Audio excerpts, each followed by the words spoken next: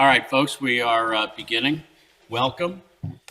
This is our specially scheduled first budget hearing for November 18th, 2024 of the Haverford Township Board of Commissioners. We did advertise a special that this meeting not only was our budget meeting, but we will also be considering two items from a typical agenda. We'll be considering two contract awards tonight as well, and I will describe them before we get to the Citizens Forum. Mr. Berman, call the roll. Commissioner Gondek. Present. Commissioner Forstey-Grubb. Here. Commissioner McCluskey. Here. Commissioner Cavender. Here. Commissioner Quinn. Here. Commissioner Hart. Here. Commissioner McCullum. Here. Commissioner Trombetta. Here. Commissioner Holmes. Here. Deputy? I pledge allegiance Flag. to the United States of America, to the republic for which it stands, one nation, visible, liberty and justice for all. Of America. As I mentioned, Citizens Forum tonight, we don't have any registered speakers. The Citizens Forum will be confined to three items. The first item is the preliminary 2025 budget. The second item we will be considering tonight is it's a plumbing construction contract for the stadium locker room renovation project. And that will be in the amount of $362,000 for the locker room project to LGB Mechanical Inc., submitting the lowest responsible bid. And we will also be considering a contract in the amount of $375,000 relating to the library to Applied Video Technology for the audiovisual systems to be installed in the newly renovated library under CoStar's contract number 034E23-182. Is there anybody in the audience who would like to address this board on any of the items in the agenda? Thank you, Mr. Lee. Is there anybody here on the right who would like to address the board? Hearing nothing, we can move right into the budget hearing and preliminary adoption of the year 2025 budget. Mr. Berman, would you like to begin? Don't we have to make the motion First. Oh, before Mr. Berman begins, I will entertain a motion to adopt our budget. Motion to adopt a preliminary general fund, sewer fund, American Rescue Fund, and capital fund budget, including all taxes, fees, service charges, and other revenue sources provided within all funds for 2025. Second. We have a budget, we have a motion and a second. That was Mr. McCluskey and Mr. Hart. Is that correct? And so, Mr. Berman, begin. Thank you. Good evening, everyone. I'm Dave Berman. I'm the Township Manager for Haverford Township, and I have the privilege of presenting the proposed operating budget for calendar year 2025, along with a 4-year capital improvement plan for the Board of Commissioners to review and consider. The budget represents a lot of hard work and collaboration, spearheaded by our Finance Director and Assistant Township Manager, Amy Cuthbertson, along with the dedicated team here at the Township. I'd like to take a moment to thank Amy and her team for the tireless efforts in putting this budget together. Tonight, the board will have the opportunity to review the proposed budget, ask questions, seek clarification from township staff. The board will also discuss any potential adjustments before adopting the preliminary budget. Once the preliminary budget is approved, we'll publish the full document, including any updates or amendments, on the township's website, and that should be at some point tomorrow, hopefully in the morning. Looking ahead, we'll hold a public hearing on December 9th at 7 p.m. right here in this room, where residents will have the opportunity to share their feedback and thoughts on the proposed budget. After that hearing, the board will consider any additional changes that they feel is necessary before adopting the final budget. So we do encourage public participation in this process, and we look forward to hearing from the community as we work together to shape the future of Haverford Township. So the budget is not just a bunch of numbers on a page. It's really a reflection of, at least our interpretation of, the community's priorities and goals. The process starts in August each year when the department heads submit their budgets. And we also work with our volunteer boards and commissions to find out what their needs are. We work with the township commissioners to get a clear sense of where we want to be in the year ahead.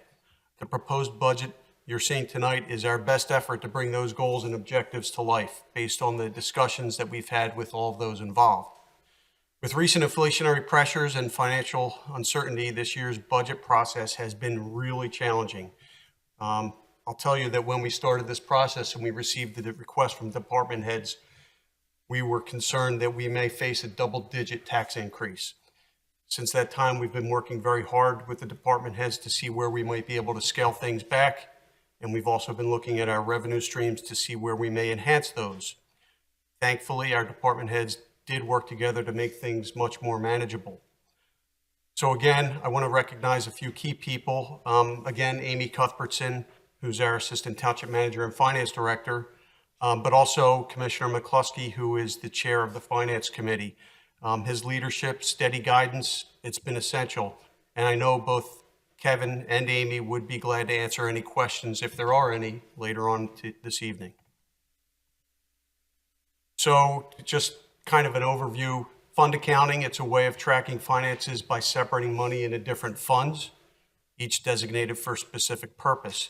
It's commonly used by governments and nonprofits like, well, a government like Haverford Township to ensure funds are spent as intended. Each fund has its own budget and financial records, so you can track revenue and expenses separately. For example, a government might have a fund for road repairs, another parks, another for emergency services, and all of those might be accounted for separately, and it keeps everything organized and ensures that money is used appropriately. So our funds are fairly straightforward. We have the general fund, we have the American Rescue Plan Act Fund, we have the Sanitary Sewer Fund, and we have the Capital Projects Fund. And we'll talk about those this evening. Those are the funds that are available for appropriation by the Board of Commissioners. So looking at our fund structure graphically, you can see that the general fund comprises the majority of our 2025 budget, followed by capital projects and ARPA, and then the sanitary sewer fund. Taken together, the general fund and the sanitary sewer funds represent our operating budget, while the capital projects and the ARPA fund represent major capital expenditures. So we'll move right into the general fund discussion. It's the main operating fund used by the township to pay for day-to-day services and expenses that aren't restricted to a specific purpose. It covers a broad range of activities. You know them. It's public safety, police, fire, EMS, parks and recreation, public works, highway, sanitation, streetlights, traffic signals, finance and insurance, code enforcement, and general administration. Pretty much all of our operations except the sanitary sewer. Simply put, the general fund is the catch-all. It accounts for, again, all of our everyday activities except the sanitary sewer work, and it's the primary financial resource for providing the essential services to Haverford Township. The proposed general fund budget reflects the following primary sources of revenue. We know that we rely heavily on revenue from real estate taxes to fund the general fund budget. Real estate taxes is more than half of our general fund revenue. And kind of a refresher, it's calculated by multiplying the assessed value by the millage rate. So when you think about property taxes, there's only two ways to significantly change our revenue from property taxes. That's either changing the assessed value, and that's established by the county. And because Haverford Township is largely built out, changes to the assessed value can really only occur very gradually over long periods of time. We can also alternatively change the millage rate, and of course, that's the tax rate. And for these reasons, the only thing that we control here at the township in terms of property taxes is the rate. And naturally, that's a very unpopular choice for dealing with revenues. Other revenue sources, most significantly, are departmental earnings, and that's about 16% of our general fund. And those revenues come from a variety of sources, like police department details, recreation programs, and the largest component of departmental earnings is revenue from our trash and recycling fees. And we'll discuss that in just a little bit.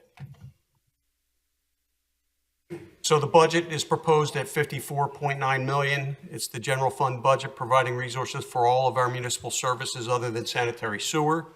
The, the graphic on the screen in front of the room illustrates a very high-level view of the services we offer on a department-by-department basis. So as you would expect from a municipality, public safety, police, fire, and EMS is the largest cost center in our budget, followed by public works. Obviously, we have over 100 miles of roads. We collect the trash. We have a lot of stormwater issues that we deal with here in the township, roads, I mentioned that. And parks and recreation and general government follow behind those. So when we talk about the things that drive our general fund expenditures, personnel costs, wages, health benefits, pensions, workers' compensation, payroll taxes, that's about almost 70% of our budget. As a provider of public service, our greatest asset is our people, and they're essential to our operations. The relative share of our budget dedicated to personnel has gradually increased in recent years due to a number of factors. Longer tenure among staff leads to higher wages, rising healthcare and pension costs, and our commitment to fairly and competitively compensate our workforce. It's a real challenge to attract and retain really good employees, and we're doing our best with what we have.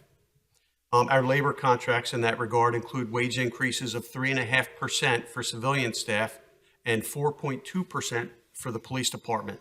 The proposed budget does not add any new positions compared to that which we had in the 2024 budget. For the past several years, our healthcare consortium has managed to keep health insurance rates rather steady, and even on occasions we've had a few premium holidays. And in 2025, unfortunately, we're going to face a 6.5% increase in those health insurance premiums, and there will be no premium holidays. So this change, along with shifts in employee coverage, adds about $700,000 to our employee benefits budget. Also, the township's minimum municipal obligation, that's the minimum amount we are required to contribute to our pension funds each year, is based on actuarial calculations that consider factors like the plan's funding status, the number of active and retired members, and anticipated investment returns. We've previously reported to the board that the volatile investment market of 2022 and 2023, along with updated mortality tables and disability retirements, have impacted our minimum municipal obligation considerably. As a result, the MMO has increased by approximately $2.3 million compared to that of 2023. To manage this increase, we plan to fund the MMO based on what they call asset smoothing, which results in a lower calculated contribution than funding that would be based on market level calculations. In addition, we plan to supplement the MMO with an additional $600,000 that we've earned from our investments using idle ARPA funds. And so looking ahead, we anticipate a more favorable actuarial valuation for January 1st, 2025, because we expect to see double-digit gains in both 23 and 24. So for this reason, we are cautiously optimistic that we will be able to fund the pensions based on market level calculations in 2026 and 2027. The operating budget includes 5% increase for the library, 3% operating increase for each of the 5 volunteer fire companies that serve our community. While we funded much of our heavy equipment in recent years through ARPA, we continue to include our normally recurring purchases in the general fund. So among those purchases will be 2 new trucks for the highway department, a new truck for the sewer department, a new sanitation truck, 4 police vehicles, and the upfit of one of our park maintenance trucks.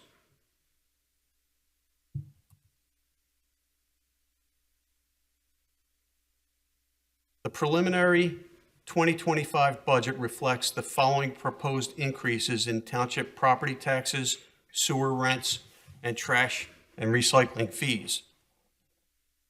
For township real estate tax, we're proposing a 3.9% increase. For the sewer fee, we're proposing a 50-cent per gallon increase to per 1,000 gallon, thank you very much, to $5.15 per 1,000 gallons.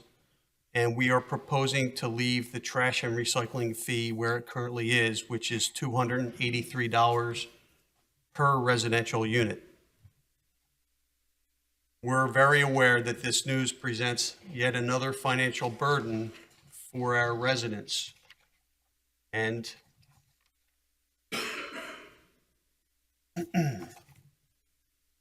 we're all grappling with the effects of inflation and the financial uncertainty. We share those feelings, and we're all dealing with this as well. Of course, Haverford Township as an organization is not immune to these financial stresses. We face a combination of sharply rising costs and relatively flat revenues. At the same time, we are confronted with increased service expectations and the growing need to attract, as I said, and retain skilled workers in a very tight labor market. The proposed budget takes all of these factors into consideration as we strive to preserve and continue Haverford Township's solid reputation as a special place in which to live, work, and play. So there's a graphic on the screen that shows the relationship between our township tax increases in recent years and inflation in recent years. Obviously, we all know inflation has risen significantly over the last couple of years in particular, and the township's property tax rate in those same years has risen very modestly, if at all. And so we want to make it clear that inflation has outpaced township real estate tax increase, especially since the start of the pandemic.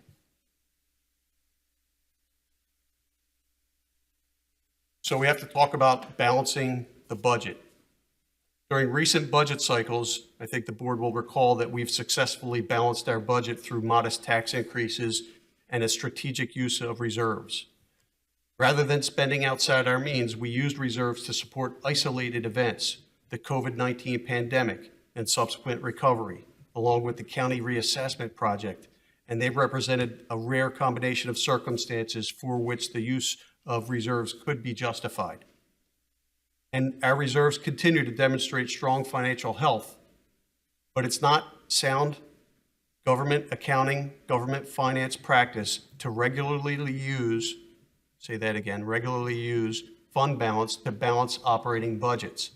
Best practices in government finance dictate that fund balance can be used for one-time costs or non-recurring expenses, as well as during transitional periods when circumstances require a strategic effort to stabilize future funding. With that in mind, the proposed budget includes the following use of reserves totaling $2.2 million. So we're going to experience what they call a 27th payroll in 2025. On average, the 27th payroll occurs once every 11 years or so for biweekly pay schedules. It's indeed a rare occurrence, and the use of reserves we feel is appropriate.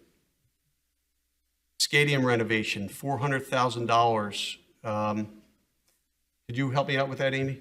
Sure. If you recall, this draft budget was put into production before we had the conversation and the presentation to the board and before we got the bid results. So that is one change that we will make between now, the preliminary, and the final in December. We'll be removing that. We didn't have the need to use $400,000 of fund balance for the stadium project. We're instead using some ARPA monies to fund that project.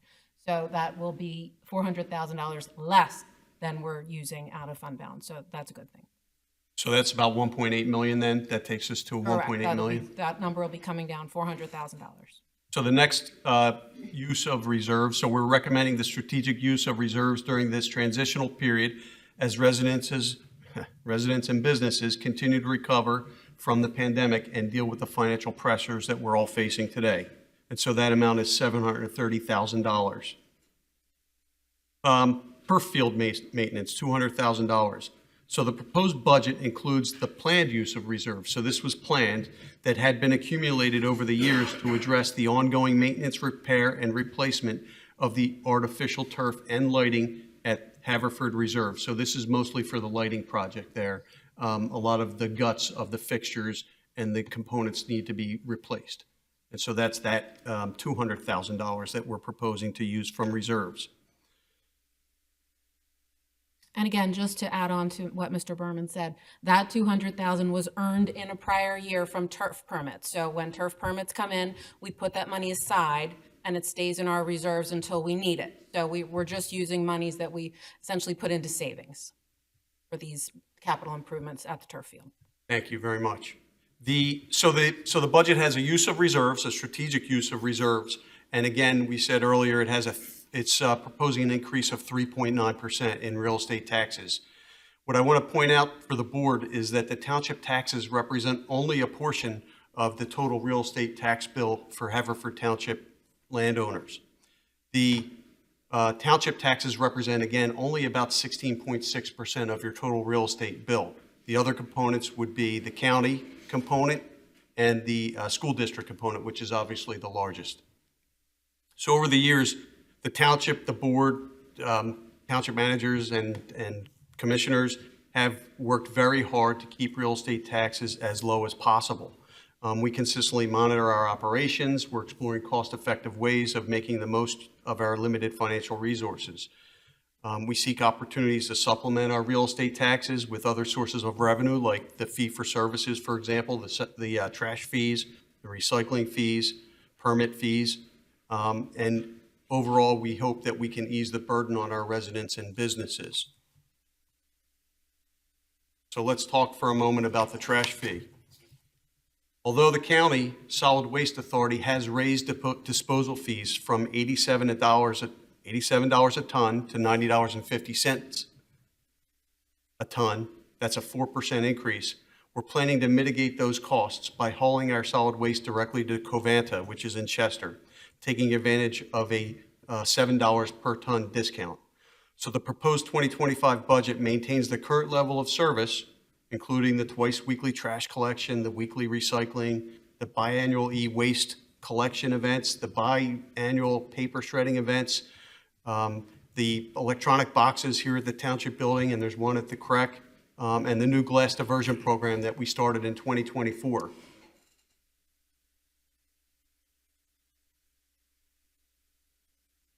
So I'm going to move forward to the ARPA fund.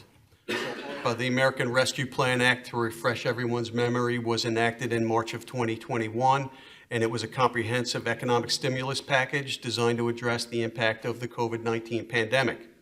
The key component, as far as we're concerned, was the state and local aid, and it allocated substantial funds to state and local governments to help them manage budget shortfalls and support public health initiatives and economic development initiatives and a host of other purposes. Our share of that was roughly $19 million. And I believe it's still in effect, Amy, the township must commit those funds by the end of this year, and we must spend those funds by the end of 2026. Yes, the word treasury uses obligated, and that means must be under a formal contract, not just a budget. Has to be under a contract or an award letter or some official action by the board of elected officials.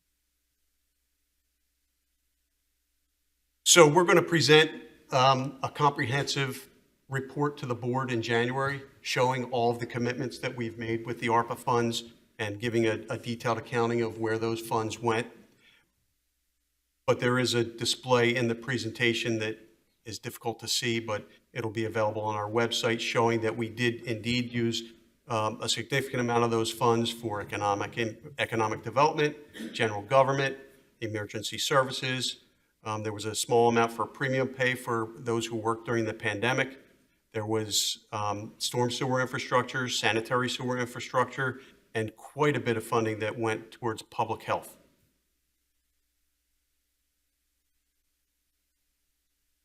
So as we move forward, we have some projects that are still, some funds that have already been committed, and we're waiting for fire and EMS apparatus. Most of that will be, some of it will come in 2025, the majority in 2026. There's quite a bit of heavy equipment that had been ordered for public works. There's additional playground equipment at the parks. There is some fencing and cages at the parks. And there are quite a few projects that are in progress. The Brookline Park development, the Darby Creek Trail, and some ARPA funds has been allocated for these projects, in addition to other funding sources. Lighting at McDonald Field We're going to pave the yard at the Public Works facility. We have intentions to hire a consultant to assist us with the implementation of the recommendations of the comprehensive plan that we hope the board will approve in early 2025. We still have some Discover Haverford initiatives that are ongoing and some neurodiverse programming that we're providing through our Parks and Recreation Department. So we're going to move on to the sanitary sewer fund. And again, our sewer fund accounts for the revenues and expenditures relating to sanitary sewer services. That's collection, conveyance, and treatment of sanitary sewage. It's financed by fees charged to all users of the public sewer system. Annual charges are based on water consumption for the prior 12 months, ended September 30th, and provided each October to the township by Aqua. Although we routinely clean, maintain, and repair our system throughout the year, there are no immediate major capital infrastructure projects on the horizon. Like the general fund, we do our best to maintain healthy reserves in the sewer fund. So we are anticipating an increase in processing costs from Radnor Haverford Marple Sewer Authority and Upper Darby Township. And we expect those costs to add about $1.6 million in expenditures to our sewer fund. And I'll give you a little bit more detail about those costs in the next slide.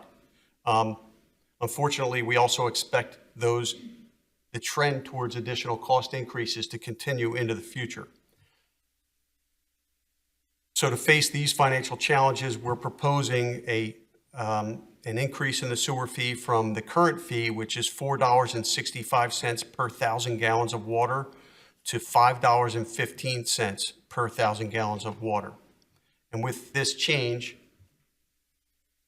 we expect the average annual sewer rate to be approximately, thank you, $2.83. And as you can see on the screen, if you're looking at the presentation, of the surrounding municipalities that we polled that are very similar to Haverford, we are still the lowest in terms of sewer rates.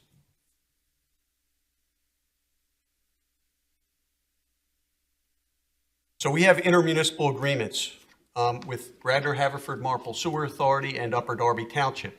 Our sewage goes, part of the township goes through Radnor Haverford Marple, ultimately for treatment out at Delcora, and the other part of the township goes through the Radnor Haverford Marple Sewer, through Upper Darby Township, and it's treated at the City of Philadelphia.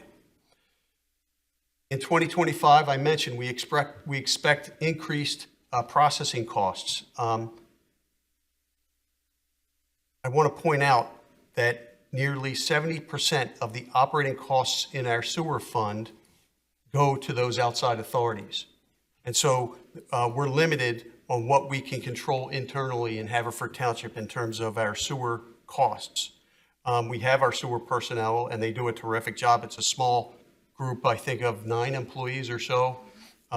They're through our Public Works Department. But our payments to Upper Darby Township, and again, a portion of that goes to the City of Philadelphia for treatment, and our payments to the Radnor Haverford Marple Sewer Authority, and a portion of that goes to Delcora. All of that is part of some very complex intermunicipal agreement. And so what we've done is tried to account for those additional costs, and again, trying to keep our rates and internal costs reasonable. I'm going to move on to the preliminary budget for the Capital Projects Fund. As of December 24, the board should be aware that we have $56.4 million in outstanding general fund debt, with borrowing base capacity of about $117 million. So we have about 48% outstanding. Our current budget includes no new borrowings. The township has retained its AAA investment grade rating by Moody's, which means we take advantage of lower interest rates on our debt service. And currently, about 9.5% of our general fund budget goes to pay the debt service. It's worth noting that the debt service is the overwhelming majority of each debt service payment is principal payments. Is that correct? It is correct. And under 10%, growing up in this municipal world, 10% was always taught to me as the rule of thumb. If you keep that under 10%, that's good financial planning. Excellent. Sorry to cut you off, Mr. Berman. I appreciate it. I was getting tired of talking. So, capital plans for 2025. This is our capital budget. We're going to finish the EV stations that we've already started installing outside this building for the police department. We're going to do some gym resurfacing at the CREC. We have some additional signage that we'd like to install in the township to enhance some of our gateways. We have tag readers for law enforcement. We have stadium locker room renovations, which is part of our discussion later this evening, and you were awarded some of those contracts last week. We're going to be doing some repairs to the bridges that we own. There's Gilmore Road, there's Winfield Drive, there's Buck Lane, and I think there are a couple of others that we own, and they're in need of some work. We have pedestrian improvements throughout the township that we're focusing on, and we're going to complete the library, and currently it's on schedule for spring of 2025. Capital plans 26 through 28, going to continue working on the Darby Creek Trail Southern Extension. We are going to continue with our road resurfacing projects, streetscape improvements, continued bridge work, replace stadium audio system, CREC exterior painting. We have to replace the walking track at the CREC. It's in need of work. And we have some solar panel projects that we've been discussing here for quite some time. So trying to wrap this up, continue to fine tune specific attention to revenue projections through the end of this year. We're going to finalize our ARPA project plans, and we're going to ask the board to obligate remaining funds at your meeting on December 9th. We have to review the fee schedule, and we'll come back to the board with recommendations for changes. Our goal is to recover costs in terms of fees for services. We are hoping, it's not directly financial, but we are hoping to complete the comprehensive plan rewrite. You'll recall that the board had directed staff and a finishing committee to rewrite the comprehensive plan. And we have our new Director of Community Development, Jamie Gelosian, who's been working diligently on that. We hope that'll be back before the board in early 25. And then we could talk about implementation through some zoning amendments. Could be a complete rewrite of the zoning ordinance. But I think it's important to note that rewriting of the zoning ordinance will allow for the board to prepare for strategic growth in some of our business districts. I'm not talking out of control growth, but we do need to enhance our business districts to allow for some additional commerce that hopefully will relieve some of the tax burden on our residents. And thank goodness that is my last slide. Thank you, Mr. Berman. Do any of my colleagues have any questions or comments for Mr. Berman or for Ms. Cuthbertson or for anybody? Just before there's any questions, just to reiterate appreciation for Mr. Berman and Ms. Cuthbertson for all the work that they put into this budget. I think all of us have had a chance to review it, and it accurately reflects and pushes us forward to continue to provide the services that our residents at this point expect, while also meeting the financial challenges that all of America and all of the world have faced over the last several years. Mr. Berman did a good job of outlining that, but it also, I think, key in there, it reflects the value that we're placing on both our uniform and non-uniform employees who do all the work to make us all look good. And we owe them a debt of gratitude, and I think the budget reflects the value that we see in all of them. So, again, thanks to everyone who had a hand in the budget, and open it up to questions. You're here. Anybody? Yeah, I had the opportunity to meet with Ms. Cuthbertson earlier and go over a lot of my questions, but I did have one a couple that just popped up. In reviewing the numbers for the sewer fund, I do see a line item in there that says it's a $600,000 transfer to other fund. Can you just explain what that is? Sure, and if you look back at historic budgets, you'll see a similar line item. It's something we do each year, and that represents the value of the expenses that are paid by the general fund that benefit the sewer fund. For instance, Mr. Berman's time that's devoted to managing sewer issues, my time that's managing sewer billing, Mr. Mariani's time as Director of Public Works that's managing the sewer function. All of those expenses are paid for from the general fund. So that $600,000 represents administrative costs paid by the general fund that are necessary for the sewer fund to operate. We also do an exercise every few years to make sure that amount is reasonable and reflective of those costs. And we did that last year, I believe, and it's still representative of the cost. So we're comfortable keeping it at 600,000. Okay. I see for the library subsidy that projecting it into 25 and then in the 3 years past that, it goes up kind of significantly. I was just curious if there's a specific reason for that jump.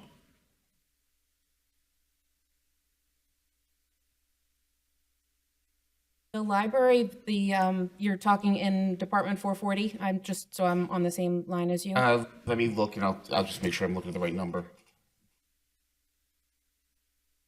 Yeah, yes, 440, 9,007.02. What those out years are for almost all of the expense accounts is the CPI index as of June, which was 3.6%. So that just took our 2025 budget request of 1.415 million and added 3.6% to each of those years going out to keep up with inflation.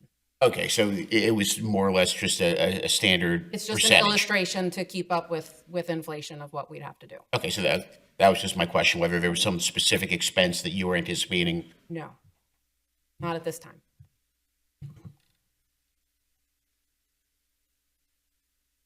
I have a quick question and a request.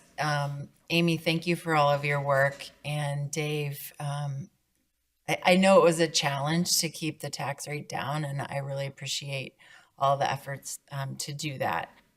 That said, this is a really minor request, but in the broad context, but just a couple of weeks ago, Eileen Matola and Brian Barrett and I had a meeting with Haverford College, and for quite a while we've been talking about doing a trail along the edge of Elwell Field, and the college has offered to go in on a grant with us to put that trail in, and we need to have in the budget a matching amount of up to $15,000 max.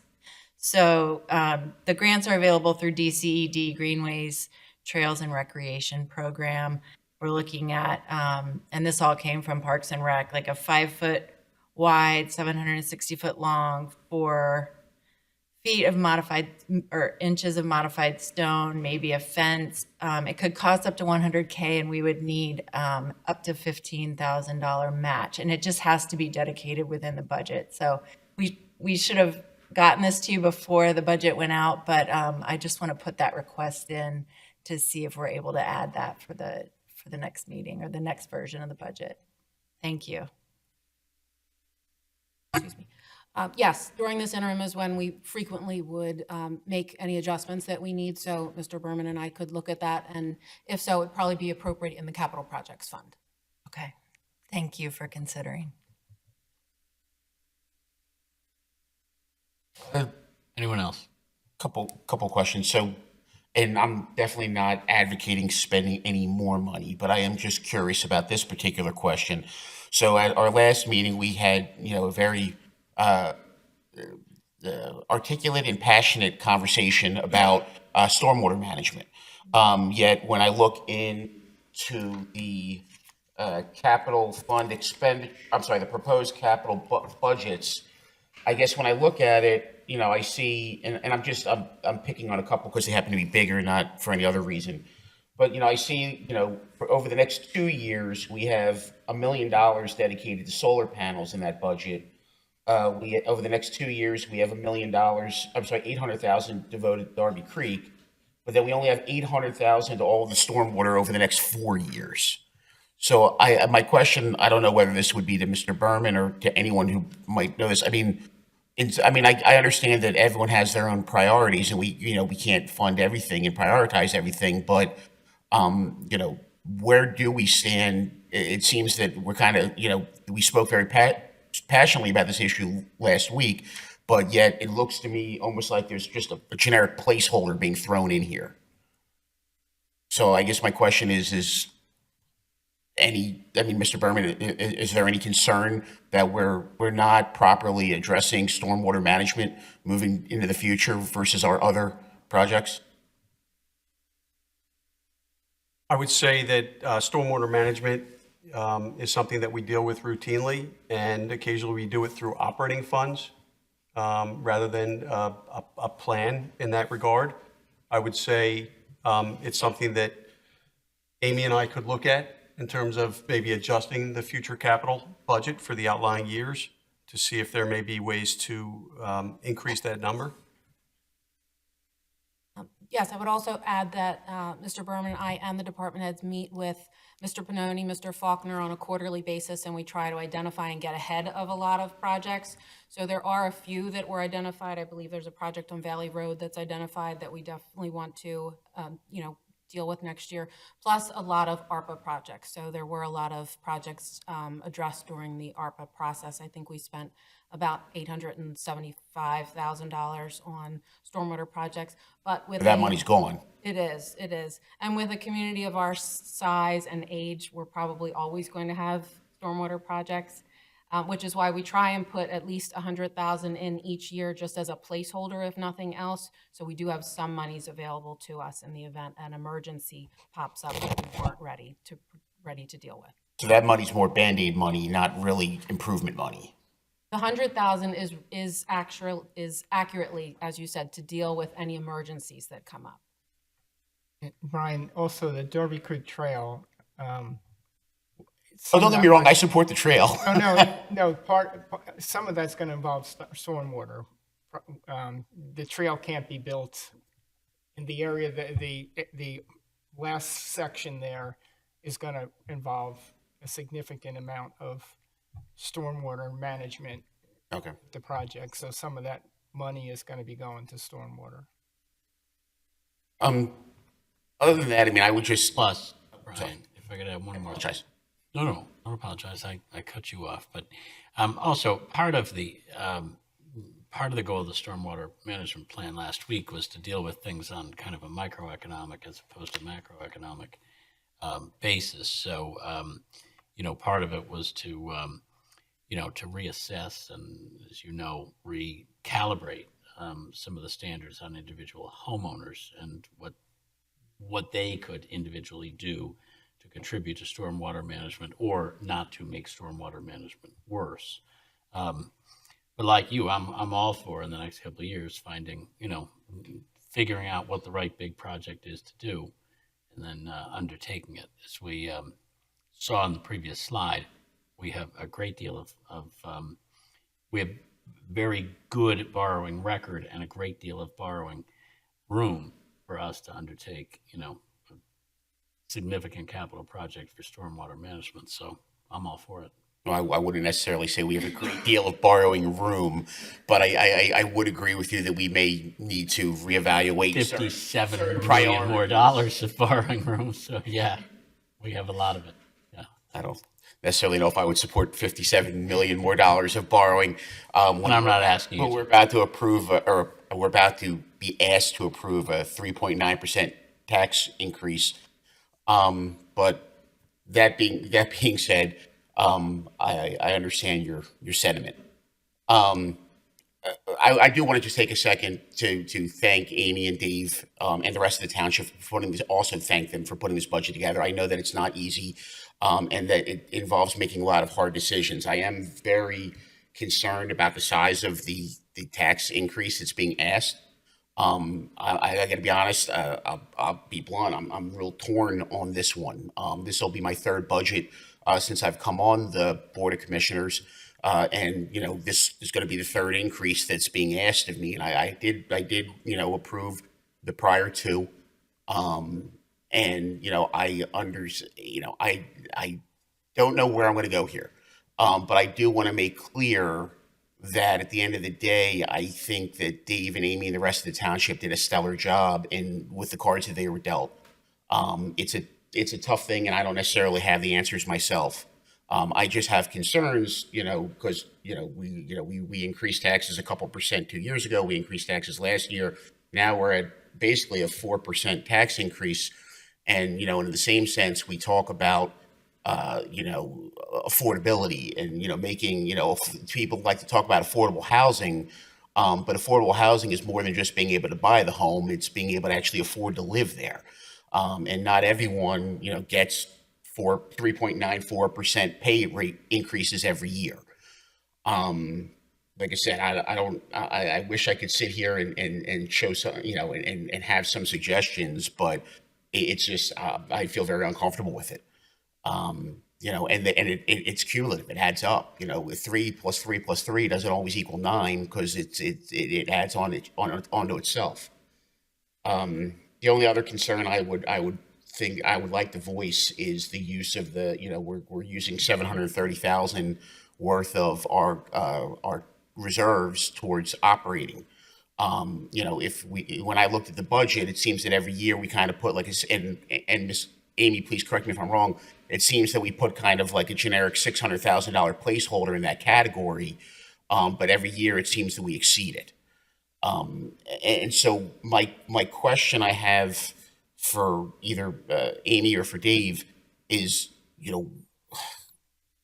I guess if it's even possible, what could you say to me to make me feel comfortable that we're not coming back next year with another 3.9 or 4%, and the year after that? Because when I see this budget under the homeroom charter, you put together this beautiful budget for not just this year, but for the afterwards, and I see huge holes, and so I'm just curious.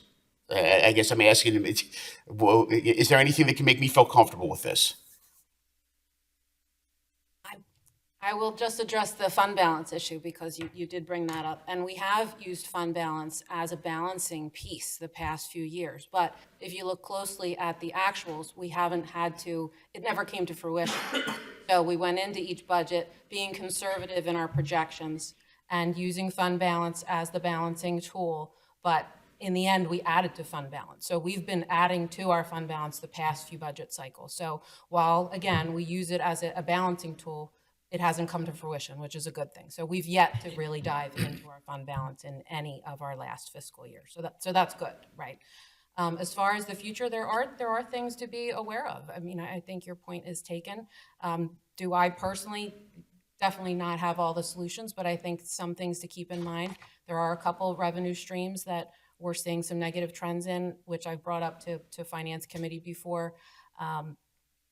Cable franchise fees is one thing. The township, that's a revenue line item for the township of about $1 million. Well, with every person that switches to streaming, that revenue goes down. So we're seeing a 10% drop each year. And eventually that's going to get to 0 if the trend continues. So that's something we want to get out in front of. On cost recovery with some of our fees, I certainly am not a proponent to increase fees, and I'm sure I think Mr. Berman is not a proponent of that either. But there are certain fees that the public takes advantage of that we have to make sure we're covering our cost on. For instance, the one that I had brought up in Finance Committee again was the police detail fees. There are organizations or groups that need police detail. We have to make sure we're at least covering what we're paying the police officers for that extra overtime and the impact that that has. So there are things we want to take a closer look at and make sure we're covering all of our costs. Bulk trash. That's a separate service. That's not part of the true trash collection. But right now we charge $22 per item.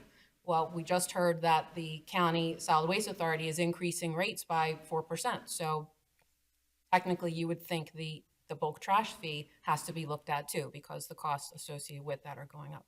So I know that's also something that we want to take a hard look at, and the department heads have been asked to take a look at before we bring the 2025 fee schedule to your attention for a vote in January, and look and make sure we're covering most, if not all, of costs of those additional services that are outside the scope of our normal tax services that we provide.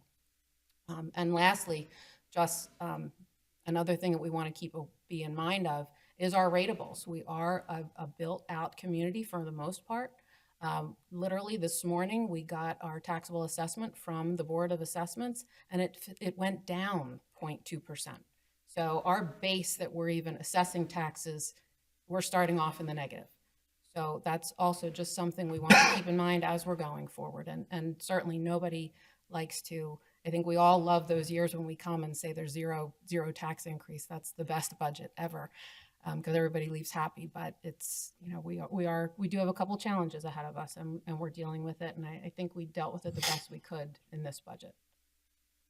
The not needing the fund transfers that you referenced, was that because of equipment purchases that got dragged through years, or because expenses came in lower? Expenses came in lower, or revenues came in higher, which is usually, for instance, the investment income. We were able to benefit from that in the past 2 years. Really, nobody was anticipating that. Economists at the time were saying, you know, the economy was actually going to go down, but investment rates stayed up. So that was one area that we saw overperformance in, and that's an example of something that added to our ability to not have to draw down on that fund balance. Thank you. Mr. Gondik, I'd certainly like you to be optimistic about the future. You have the last couple of years to look at. I wish you'd been on the board sooner than you were. You'd have seen a couple of 0% years and 2% and 1%. Some of us on the board, me in particular, remember 8 and 9% years. We remember really dreadful management at the township level, almost impossible for us to borrow money on the public markets. We have to remember that our best asset is our people and our personnel, and those are folks that we're going to have to pay more each year, and we have to recognize that the cost of governing will generally increase over time, and we have to be prepared to deal with that, find other ways to create revenue or to streamline our services. But right now, this township delivers a great deal of services with a lean staff. And with people at the top really working to get the most they possibly can out of all of our people and all of our assets. So 3.9 after a few years in a row of increases, and after COVID, I share with you your concern, but I remind you in terms of hard dollars that 1/2 of the township households will pay $53 or less in the increase in taxes this year for this bill. So when we talk about 3.9%, I do like to put dollars on it to remind people what exactly we're talking about. I remain optimistic that the folks we have in charge are going to continue to do things wisely. But I also look at things realistically and understand that government, like so many other things, will slowly increase in time in its cost. And the important thing for us is to make sure that we're delivering the most services we can for that cost. Anybody else have any other thoughts, comments, questions on the budget? Well, it's to a point that you just made, Larry. And one of my questions was, if you look at on average, I mean, 50% of the township's going to pay $53 or less. What's the average amount for each household when you look at property taxes and how it goes down with this increase? I mean, I'm really happy to hear the low number for half of the township. We do calculate those too. We calculate the median impact, which is $53. The average impact would be $60. So Okay. That's a really, to me, really reasonable increase for, like everyone was saying, what we're getting and the quality of services. I think especially in our staff support that. And just to clarify, I appreciate the feedback and the comments. I do feel very optimistic about the future, and I do think that we're going to continue to do great things in this township, and this township is going to continue to grow, develop, and keep its place as being a great place to live. I just feel that I would be remiss if I didn't voice some of my financial concerns In light of the fact that, unlike the private sector, we're not gambling with our money. We're playing with the taxpayers' money. And while I can appreciate that, $60 this year, it might not be a lot to some people. When you add it to the 50 from last year and the 35 from the year before, you're, 150. And we're going to come back for another 50 next year. Now you're at 200. And if I have a retired citizen in my ward who isn't getting 5% pay raises because they're on Social Security or living off their retirement benefits, it can be significant to them. I'm still in the working class, and hopefully I'll get raises and be able to outpace the increased costs of my real estate taxes. But not everyone is as fortunate, and I feel that I just need to voice those concerns for all of the residents of the township, and just make sure that it stays out there, that we really do have to be hyper vigilant about trying to really combat tax increases. Mr. President, Yes. agree that it is important for us to be hypervigilant about every dollar we spend, because it is money coming from my next door neighbor who's on a fixed income, the next door neighbor down the street whose husband is out sick on disability and has diminished income, young families who are trying to pay for their mortgage, as well as daycare for 2 or 3 children, which is astronomical. Astronomical. Sometimes daycare alone is more than somebody's mortgage. And so it is very important that we keep track of every dollar and spend it wisely. But I also think that if our township does not provide the level of service that our residents have come to expect, including maintenance of parks and trails and our roads, and having an amazing police, fire, and EMS service that is there to help our citizens when they need it. If we don't have those services, our housing values will plummet. So the dollars that we spend and the way we allocate them, and the work that Ms. Cuthbertson and Mr. Berman and everyone on the Finance Committee has done to balance out keeping services high and yet maintaining a budget is extraordinary. And I am very grateful that they are here to safeguard our property values. I would also say that when we do get that comp plan, there is an opportunity for us to think about ways we can grow our township in terms of economic development, but also in terms of housing. We're missing that middle housing bracket where people can afford to buy that new house, or maybe a senior citizen can move from their huge house of 4 or 6 bedrooms down to a smaller house and still stay in their township. We don't have that middle housing. And I would like us to really think about how we could provide a wider array of housing so lots of different people can live in this township. So in addition to that, as Mr. Berman says, that our real estate taxes are 62% of revenue, and we can generate more revenue in 2 ways: through a changed assessed value, which is only done by the county, or raising millage for real estate tax. Well, there's another way, and that is strategic infilling and denser housing. So there are lots of tools, and I look forward to exploring them next year when we get that comp plan. But I think this is an amazing budget which will keep our services high at the level our residents expect, so we can all live really wonderful lives here in the township. Thank you, Mr. Forster-Grub.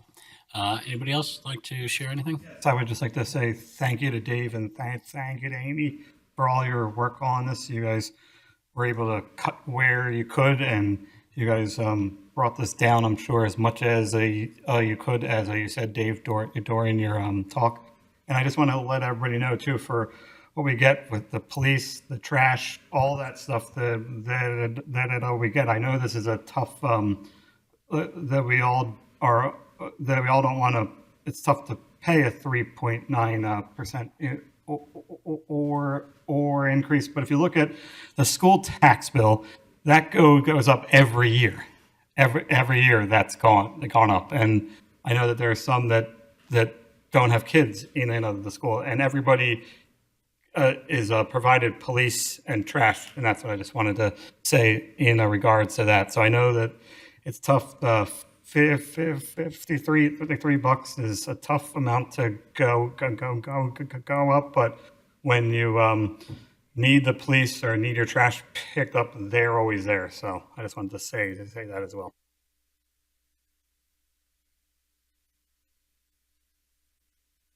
Thank you, Commissioner Quinn. Anybody else? Hearing none, we could move on to the votes here. Commissioner Gondik. Well, wait. And just to clarify, what are we actually voting on? Is it just the budget? Yeah, we just motioned number 4. Number There was a 4. second, so it's just number 4, and then we'll read number 5 after. 5 and 6, right? Thank you. So the motion before us is adopting a preliminary general fund, sewer fund, American Rescue Fund, and capital fund budget, including taxes, fees, service charges, and other revenue services provided within all funds for 2025. Mr. Berman? Commissioner Gondik. No. Commissioner Forresty Grubb. Yes. Commissioner McCluskey. Yes. Commissioner Cavender. Yes. Commissioner Quinn. Yes. Commissioner Hart. Yes. Commissioner McCollum. Yes. Commissioner Trombetta. Yes. Commissioner Holmes. Yes. The next item for our consideration is the sewer rental charge, ordinance number P15 of 2024. Mr. President, motion to adopt the first reading of ordinance number P15, 2024, fixing the annual sewer rental or charge for each property connected to the sewer at $5.15 per 1,000 gallons of water consumed or used by said property. Second. We have a motion and a second. We did hear about this in the presentation. This is an increase from $4.65 to $5.15 based upon very specific anticipated cost increases that we will be dealing with both of our sewer authorities, Upper Darby and RHM. Does anybody have any questions or comments on this? My only comment is, no pun intended, this one stinks. And it's because we have no control over this one. It's getting, the costs are getting pushed right to us and then pushed right to our residents. And it just, I'm going to vote for this one because it is what it is, but this one stinks. So just so I have that clear, you're not going to vote for our budget, but you're going to vote for the sewer charge? Oh, yeah. All right. Keep on your toes. Just want to make sure I have that straight. Okay. Anybody else have anything to add? Well, the one aspect, I mean, beyond the authorities or whatever, but some of our pipes, making sure they're consistently maintained so that stormwater is not getting into those pipes and we're not paying for that is probably something we can do. Yeah, absolutely. What is that called? I&I, infiltration and inflow, which is something I know we've been concentrating on for at least a decade now. Notwithstanding the drought we're in, we certainly have had fewer I&I instances in in the last couple of years than we had in the past. But in all seriousness, that won't, I mean, the increase, as Mr. Gondik pointed out, is largely beyond our control in this area. And it is good practice to prepare for what we anticipate as fairly significant increases coming from both authorities.